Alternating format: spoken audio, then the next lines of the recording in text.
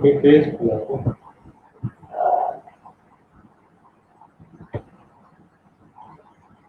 evening, everyone.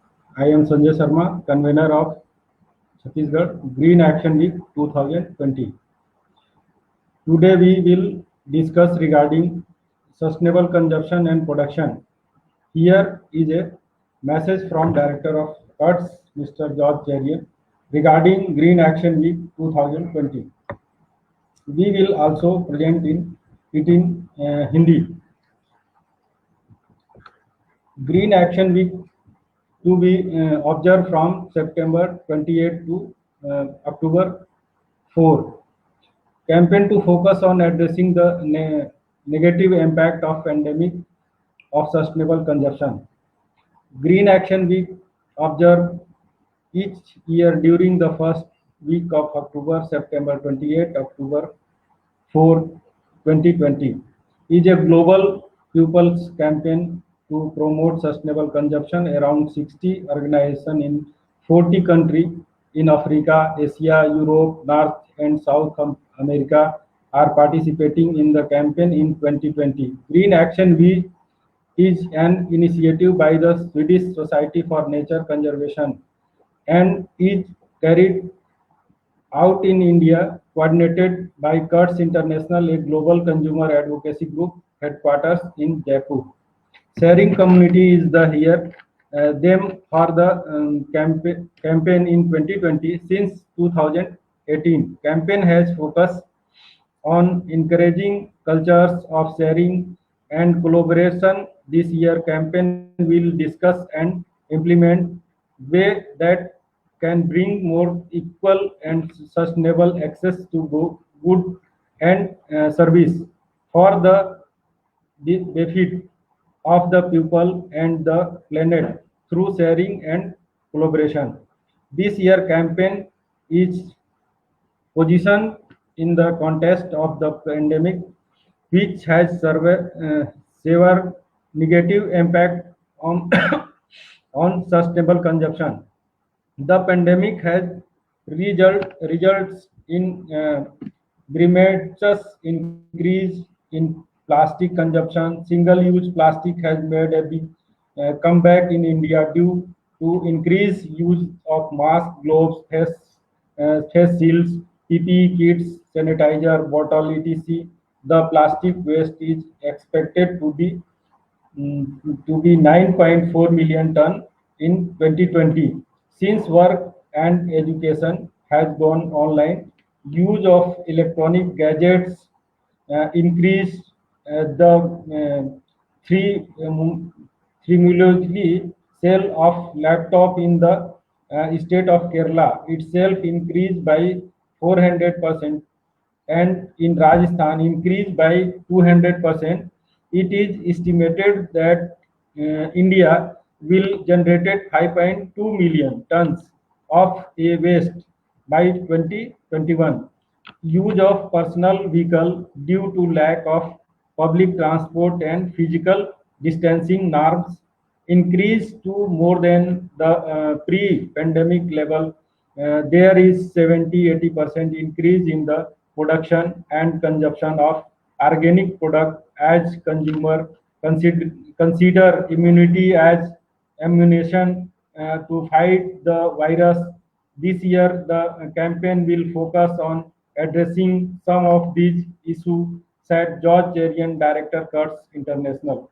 Kurtz International is partnering and supporting 12 organizations in 12 states for conducting Green Action Week campaign. The partnering states are Delhi, Uttar Pradesh, Uttarakhand, Chhattisgarh, Madhya Pradesh, Assam, Odisha, Andhra Pradesh, Karnataka, Tamil Nadu, and Kerala. In addition of Rajasthan, this will help in creating a New York of organization working in sustainable consumption and strengthening the collective advocacy for rebuilding recovery plan that will reverse current trend and change the consumption pattern towards more sustainable future, said Mr. Cherian. There are many challenges in world that we have to face.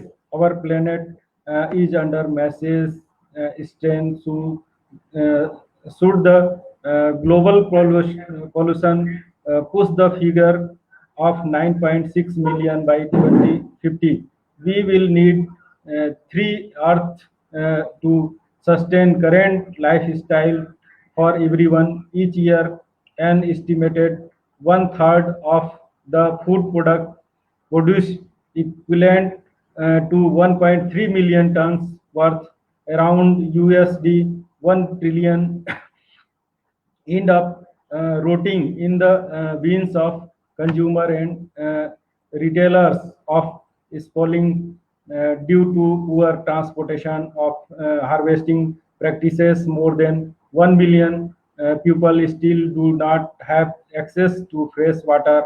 Less than 3% of the world water is fresh drinkable, of which 2.5% is frozen in Antarctica and Arctic and glaciers. Humanity must therefore really on 0.5% for of man ecosystem in and fresh water need despite technical advance that have promoted energy efficiency gain energy use in OECD country will increase a further 35% by 2020.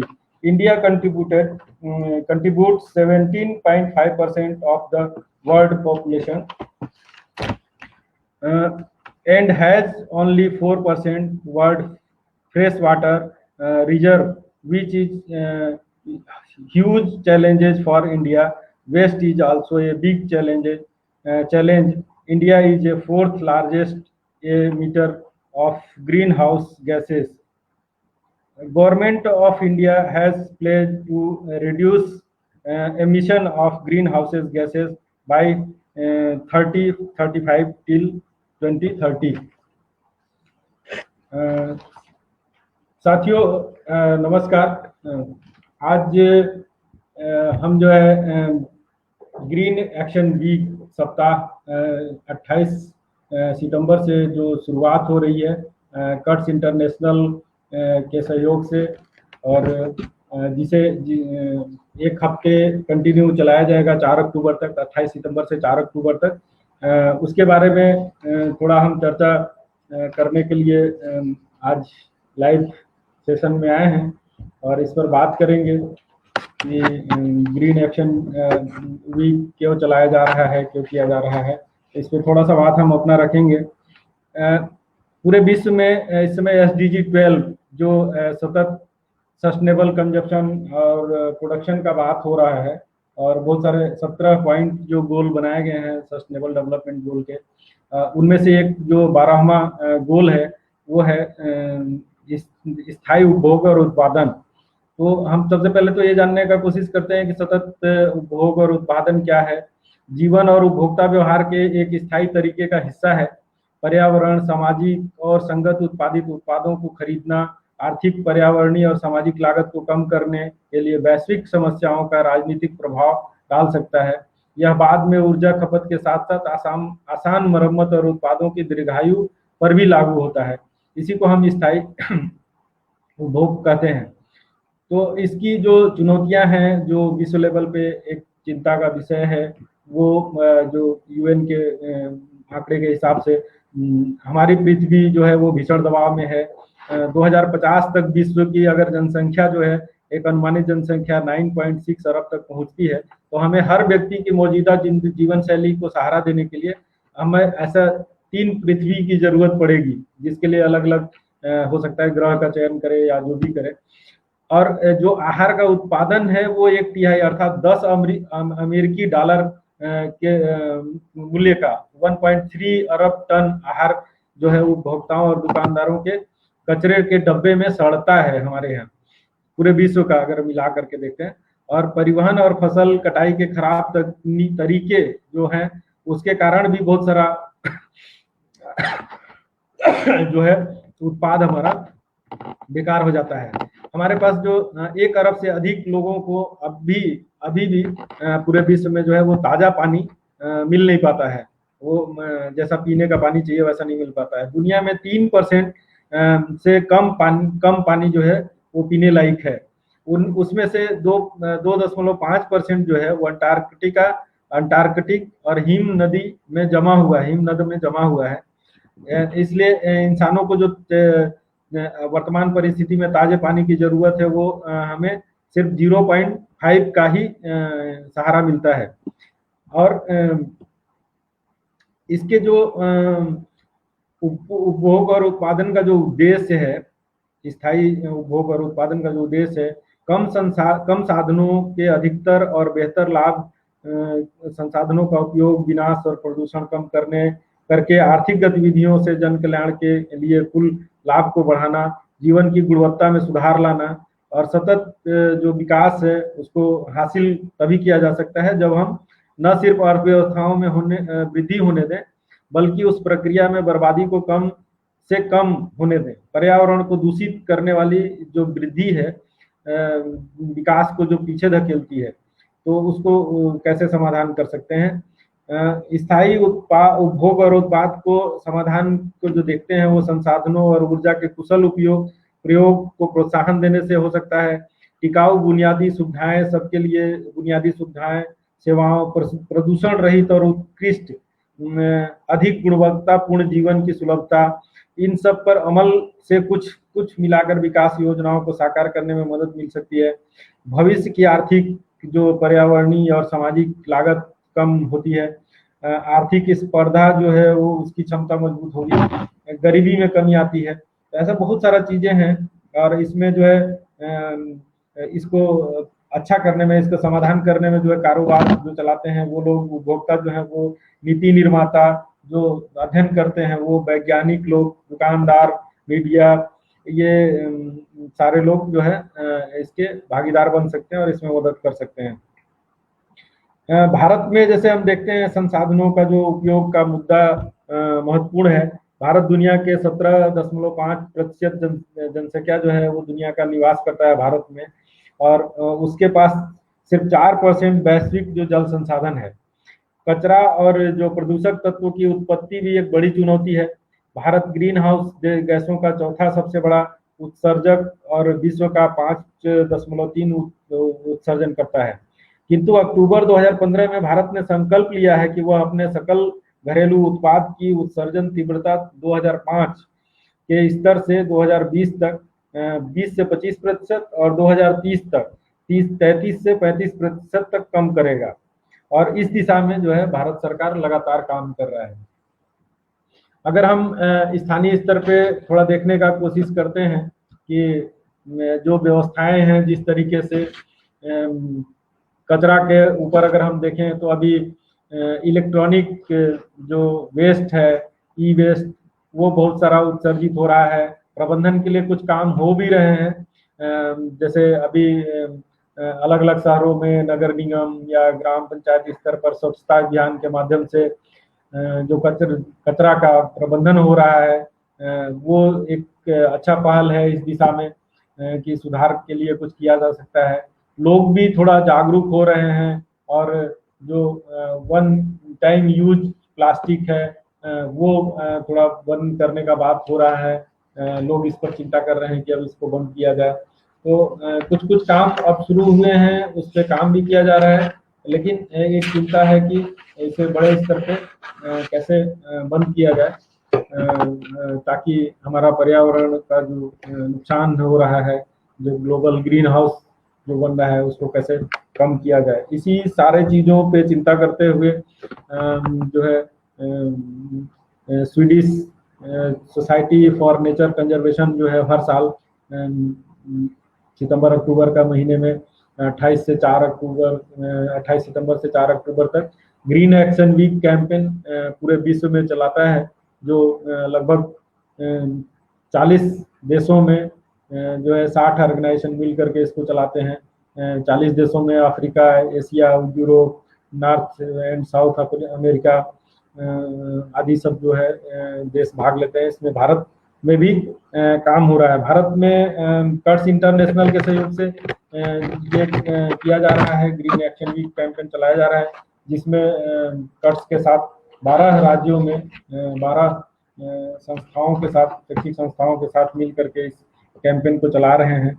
उन राज्यों में दिल्ली, उत्तर प्रदेश, उत्तराखंड, छत्तीसगढ़, मध्य प्रदेश, आसाम, उड़ीसा, आंध्र प्रदेश, कर्नाटका, तमिलनाडु, केरला, राजस्थान आदि सब शामिल हैं।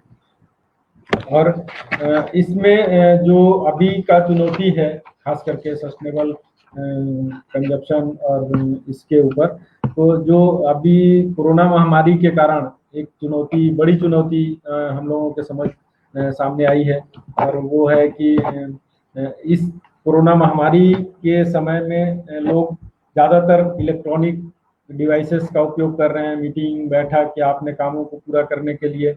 जो शिक्षा school चल रहे हैं उनमें इलेक्ट्रॉनिक डिवाइस का उपयोग हो रहा है। तो बहुत सारे चीज़ों को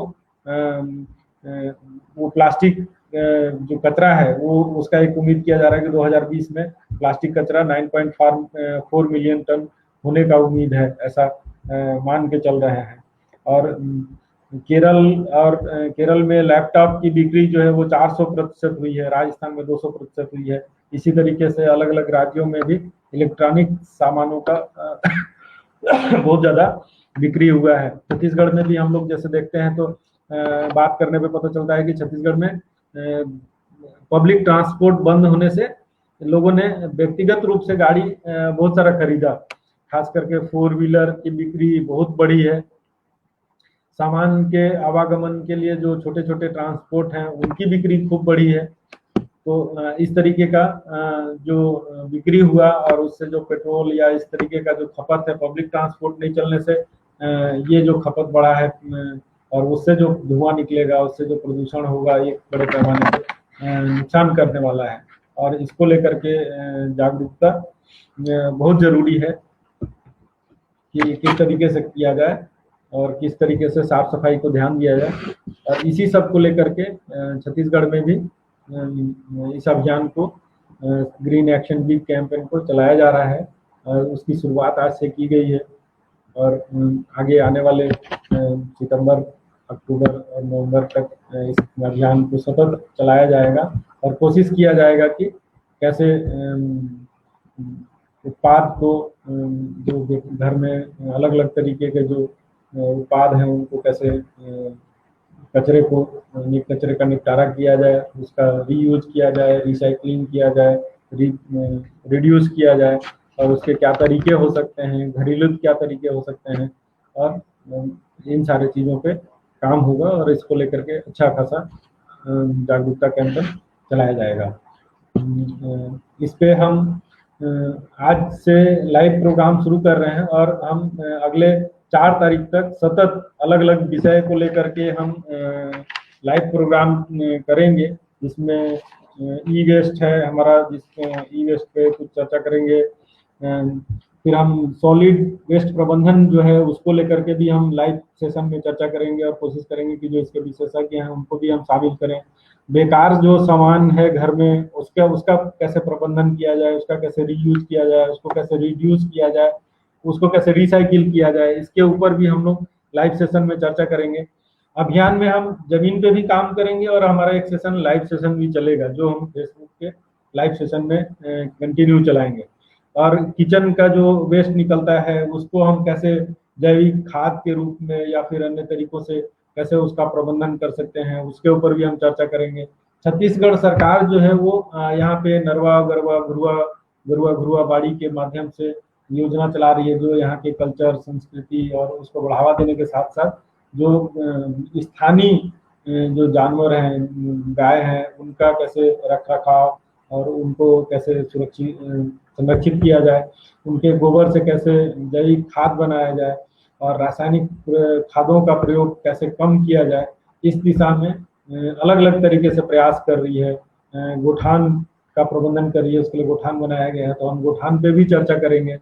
गोधन न्याय योजना की बात हुई है, जिसमें गोबर छत्तीसगढ़ में खरीदी किया जा रहा है सरकारी स्तर पे, उस पर भी हम बात करेंगे। और छत्तीसगढ़ की संस्कृति को बढ़ावा देने के लिए यहाँ गढ़कलेवा चलाया जाता है, जिसमें छत्तीसगढ़ का स्थानीय भोजन लोगों को दिया जाता है, और उसको यहाँ की महिला स्वयं सहायता समूह की महिलाएं जो हैं उसका संचालन करती हैं। तो हम उस पर भी लाइव कार्यक्रम करेंगे, उस पर हम डिमॉन्स्ट्रेशन कार्यक्रम भी करेंगे। तो वैसे ही न्यूज़पेपर है, न्यूज़पेपर के जो न्यूज़पेपर का क्या उपयोग हो सकता है, जब हम वो सिंगल यूज प्लास्टिक बंद करने की बात कर रहे हैं, तो वहाँ पे हमारा न्यूज़पेपर बहुत अच्छे तरीके से इसको रोक सकता है। अगर इसके उपयोग को बढ़ाया जाए, पुराने न्यूज़पेपरों को पेपर बैग बना करके अगर इसको मार्केट में लाया जाए और इसको आगे किया जाए, तो शायद हम प्लास्टिक को बंद कराने की दिशा में कारगर कदम हो सकता है। और ये कोई नया काम नहीं है, ये पहले चलता था। धीरे धीरे आधुनिक युग और मशीनी युग आया, तो ये बदल करके प्लास्टिक में बदल गया। नहीं तो ये जो है पुराने समय में कागज के ही बैग्स में सामान दिए जाते थे। तो हम इसको थोड़ा इस पे भी काम करेंगे, इस पे बढ़ावा देने का काम करेंगे, कोशिश करेंगे इस कैंपेन को बहुत अच्छे तरीके से छत्तीसगढ़ में संचालित किया जाए। आप सब लाइव कार्यक्रम में जुड़े रहे, हमारी बातों को सुना, हमने कोशिश किया आज थोड़ा इंग्लिश में भी कुछ बातों को रखा जाए और लोगों तक पहुंचाया जाए। आप सभी का बहुत बहुत धन्यवाद। नमस्कार।